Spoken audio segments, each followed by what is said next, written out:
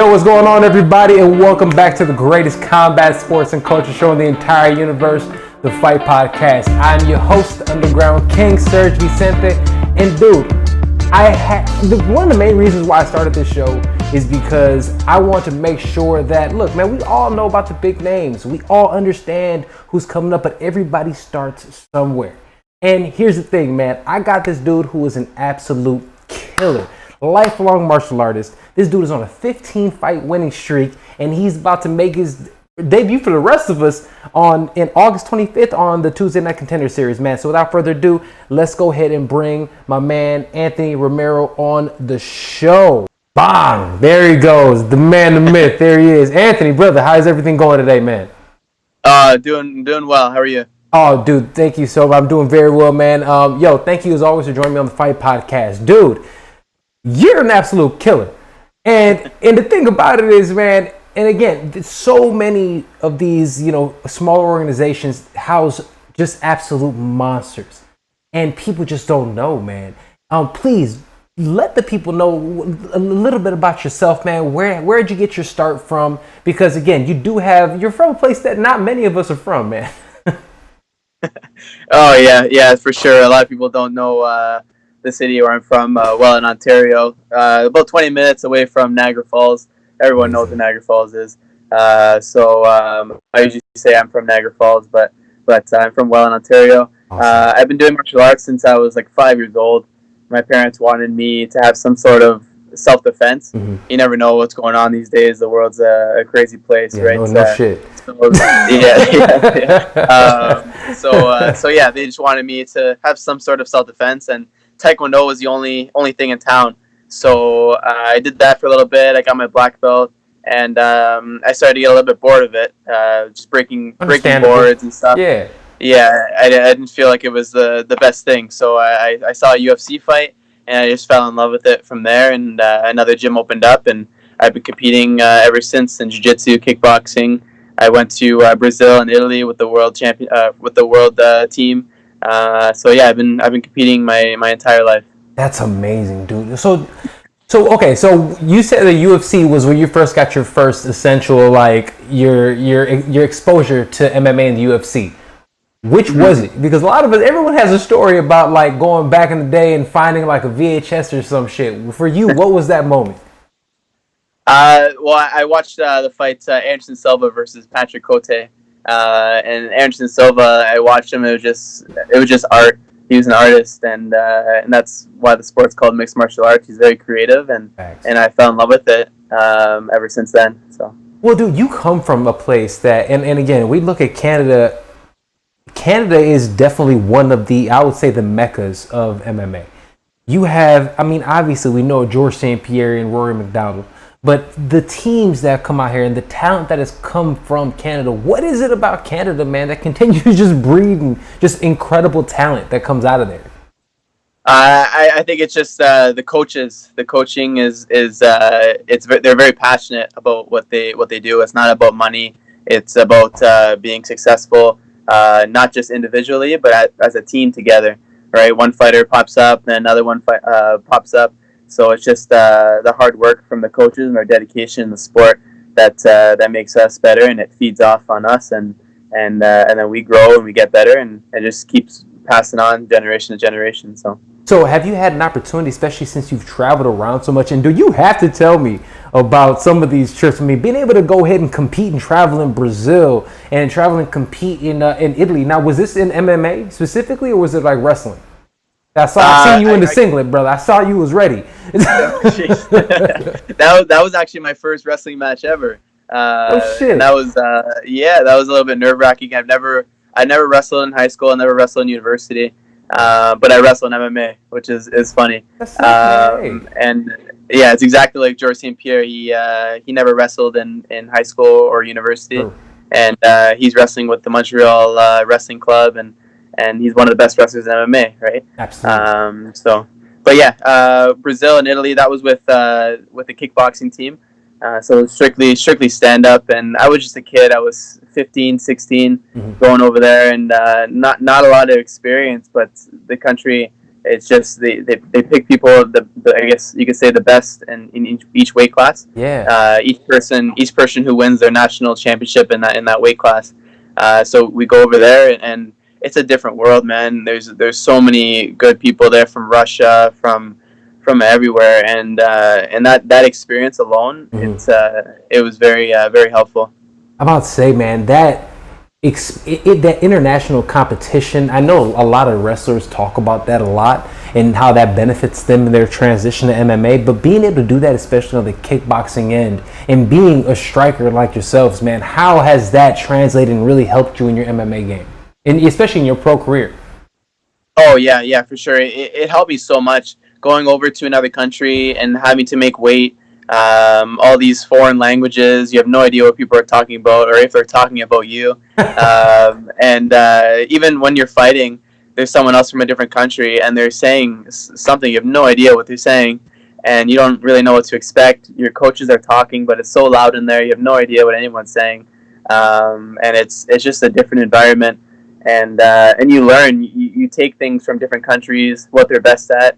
And when I go back home, I do my best to implement that in my own game, and it puts me up another level, because not a lot of people are used to that international experience, and that's why I am where I am right now. So. Dude, I have to give you props, man, because I can't lie, man. Look, I have a handful of fights under my belt, man, but man, hey, you go to other countries, you go to Brazil, the motherfuckers start, chanting "Duba Moed" or whatever the hell they say out there, Yeah. dog. Woo, man, I've been shitting bricks. That's crazy, man. Yeah, it's awesome. So for you, doing that, training internationally, you won the the Ohio Combat League lightweight title for your first pro title.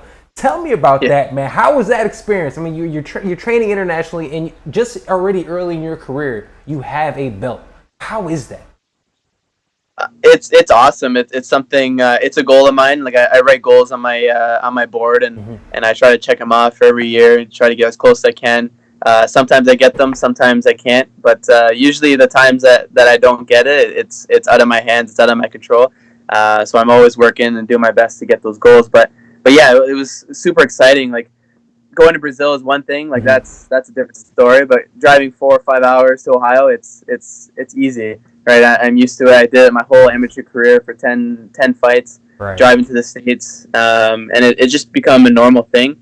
And it was an amazing experience. I have a lot of fans in Columbus, Ohio, from my amateur career, and it felt like fighting at home.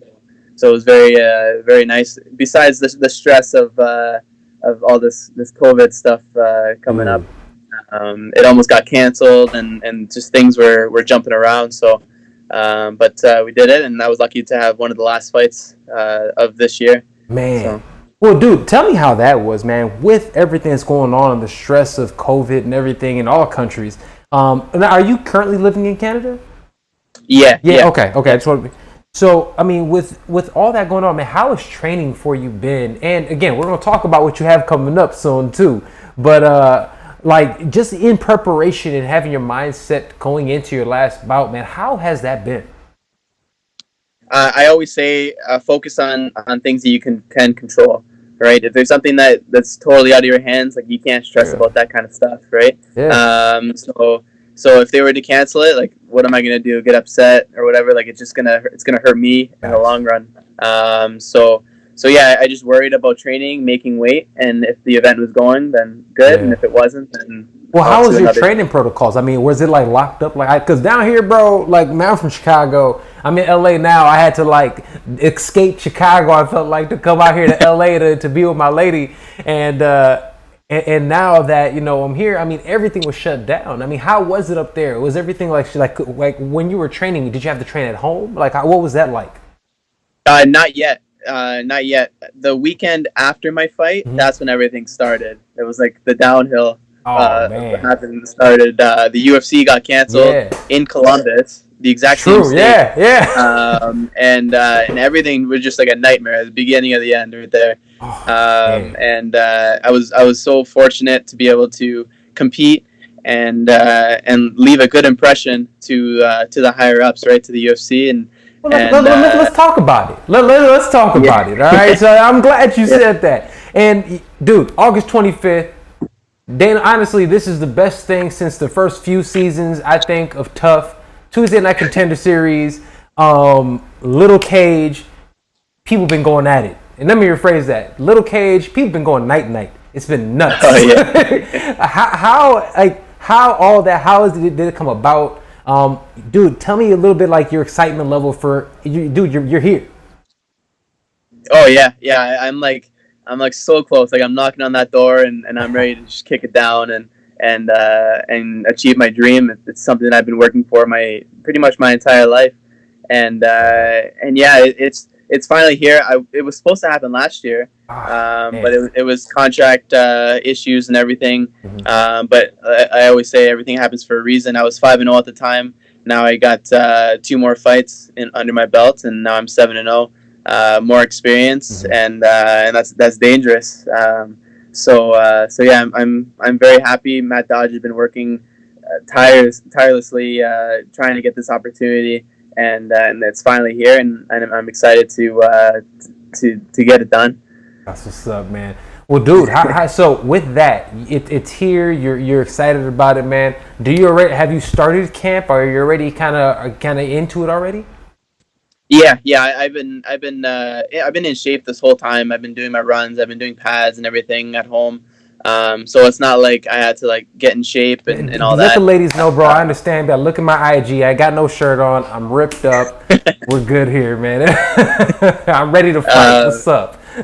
yeah. I was ready because the UFC started up, and I was hoping maybe there's a short notice opportunity. You never know, right? So I didn't want my quarantine body showing off in my debut UFC fight. So yeah, I was in shape and everything. And as soon as I got the call, like I was ready to go. Mm-hmm. And everything just ramped up even more. And yeah, it's just like normal. Well, dude, now you're good. You're getting into an opportunity to be in, honestly, the Shark Tank of all MMA Shark Tanks. I think all of us could agree that probably 55 in the UFC is the best division in all of MMA. Where at this point in time do you already see yourself stacking up in that top 15? Oh, I'm there. I'm ready to go. I'm not holding back anything. There's killers in there, and like you said at the beginning of the video, I'm a killer too. So why can't I be there? So there's no question about it. I belong there, and now I'm ready to show why. All right, so let me ask you this, man. So boil into it. We have, like I said, your matches coming up. What should we expect from you in the Contender Series? What are we going to see? What should we expect? Oh, I'm excited. Like that's what I asked myself. I'm like, what am I going to do? I never know. There's a spinning thing, and next thing the guy is on his back. So I'm excited. I guess all I can say is tune in August 25th and get ready for fireworks, because we're both of us are trying to achieve a dream of ours. Mm-hmm. And when someone has a goal, they'll do whatever they can to get that. So it's gonna be real exciting. What would you characterize your fight style is? Again, people are going to see you for the first time. If they see you, if you're pumping yourself like, this is me. If you take a little bit of this and a little bit of that, this is Anthony. Who are you to people? How would you best describe yourself and your fight style? I'm a little bit of everything, sugar and spice, and everything's nice. Yeah, like I look at my last fight. A lot of people were saying, "Oh, I'm a wrestler. I take people down." One, I'm not a wrestler. I've never wrestled, and I'm taking people down. But now I'm knocking people out. So I'm happy with where I am, and I know I can finish my opponents, and I have nothing but confidence going into this fight. Still humble, right? I never underestimate my opponent, because he's gonna try to take my head off. I know that for sure. So I'm real excited for this fight, and this is my opportunity to achieve my goal. That's what's up, man. No, dude, I love it. I love what I'm hearing, man. You can definitely say you're confident about it. You're like, no, I'm gonna knock this dude's head off. It's whatever. It's nothing to me. I love that, man. All right, so check this out. I've asked everybody this type of things. We're all fans of MMA and combat sports. For you, like I said, you already talked about the Anderson Silva Cote fight. What is that fight for you that you look at? You're like, dude, if someone's never watched MMA, you tell them this is the fight they need to watch. You have to see this. What would it be? Oh, that's a good question. We got some good ones this year. Let's not get it twisted. Yeah. I'd probably say Israel Adesanya and Kelvin Gastelum. That's probably one of my favorites. That was a back and forth fight, and both guys went through adversity. Both guys were dropped, and it just nonstop action on that one. So I'd probably say that one. That's just my opinion, though. But there's so many great fights. Like if you look at the fight that happened on the weekend, that was a crazy fight. And then there's Joanna and Zhang Wei Li. That was another crazy fight. Out of those two, which one's the better fight? I'd say Joanna and Zhang Wei Li. There's too much stand up, or there was a lot of stand up, and it was just nonstop action. Man, those little angry women, that was one of the most violent fights I've ever seen in my life. Yeah. If someone says that women's MMA is boring, look at that fight. There's no way that you can't say that. Dude, women's MMA sometimes is better than the guys. So depending on who's on the card, man. All right, for you, martial arts movie of all time. Ooh, that's a good one. I would say Bloodsport. Oh, man. Oh, I love that movie. Beautiful movie. Yeah, man. Dude, my lady and I just watched that a couple of days ago. Love that movie. Oh, no. Classic, yeah, dude. That was awesome. Yeah, exactly. All right, and I'm going to ask you this. Before we get you out of here, we visit your town. What food should we eat when we go out there? We go to Niagara Falls. When we go up there, what is the food that we get the recommendation? What would you recommend to the people when they come and visit? That's a good question. In Niagara Falls area, I don't know. I would say this. I don't know if you've ever had it before, but my nationality Canadian and Salvadorian. Okay. I don't know if you know any people from El Salvador, but I don't. But dude, I'm Latino, so we got a whole bunch of Latinos in my life, man. Yeah. Okay. All right. Okay. Have you heard of a pupusa? Oh man, I have. Wait up. Is that the? Tell me what it is before I. Okay, so I guess the best way to describe it is like a pancake. Okay. With you can put meat, cheese, beans inside of it, and they just like pat it up, and then it's perfect. If you're looking for something greasy, that's what you gotta have, and it's perfect. I love that. I can't have it right now, but definitely after my fight, I'll eat some of those, and you're full for like 3 days. Is that your post-fight meal? Is that what you usually have post-fight? Post-fight, I usually have a hamburger. My one of my good sponsors, Cracker Jack Stadium, he comes to all my fights, and he gets me a hamburger from a local place, and yeah, he's awesome. He's awesome. Salute to that man. That's what's up. Yeah, Gotta bring the burger for him. Well, Anthony, bro, thank you so much for joining me on the show today. Where can people find you? Yeah, you can find me at genius_MMA on Instagram. Same thing with Twitter. And that's pretty much it. Anthony Romero on Facebook, and real quick. How did you get Genius MMA? What is it behind that one? It came from one of my older coaches. I was training. I was only about 14, 15, and I was pushed up to the adult class, and I was doing a lot of jiu-jitsu, and I was very creative with what I was doing, and no one really taught me it. It was just out of reaction, and I tend to fight smart. I don't get hurt too often, so that's kind of where I get it, is the genius. I like that. I like it, man. I like it. I'm sorry. Continue, because I heard it. I was like, yeah. Well, I gotta get the rationale behind that, man. But I love it, bro. But yeah, really quick, where can they find you? I didn't mean to cut you off. No. So Instagram, genius_MMA. Facebook, Anthony Romero. There's the same thing with the fight page, and same thing with Twitter, Genius MMA, and yeah, that's pretty much it. There it is, Anthony Romero. We see you August 25th, Tuesday Night Contender Series.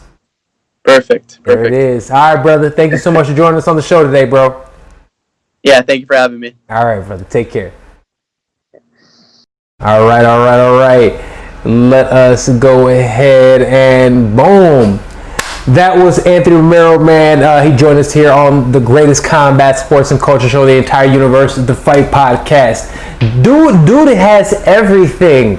He says everything that you want to hear from an up-and-coming prospect. He's focused, he's humble, he's hungry, he's ready to go out there and compete. I'm telling you guys, Dana White Tuesday Night Contender Series has been the premier, I would say, feeding ground for up-and-coming prospects, especially now.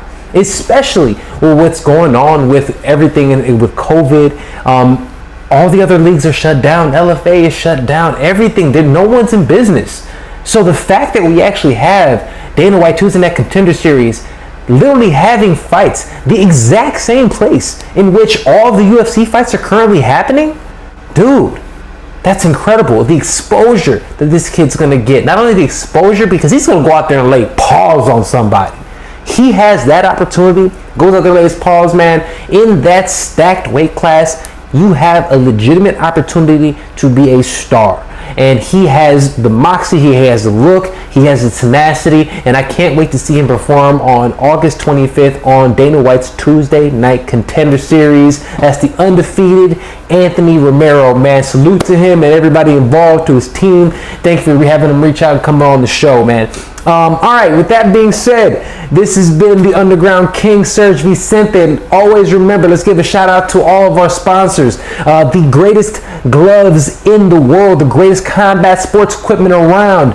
We're talking about since 1910, Everlast. Everlast is the greatest combat sports equipment. You've seen all of your favorite boxers, all of your favorite fighters. In fact, the most violent man in MMA, this weekend's winner, Dustin the Diamond Poirier, is a huge Everlast guy, and we see what he did this weekend to Dan Hooker. That's all Everlast. I'm going to give it to Everlast on that one. So check out Everlast.com. You make your purchases. Make sure you apply the promo code THEFIGHT, and you end up getting 10% off, okay? Also, I'd be remiss to talk about, man, we have to talk about CBD Pure.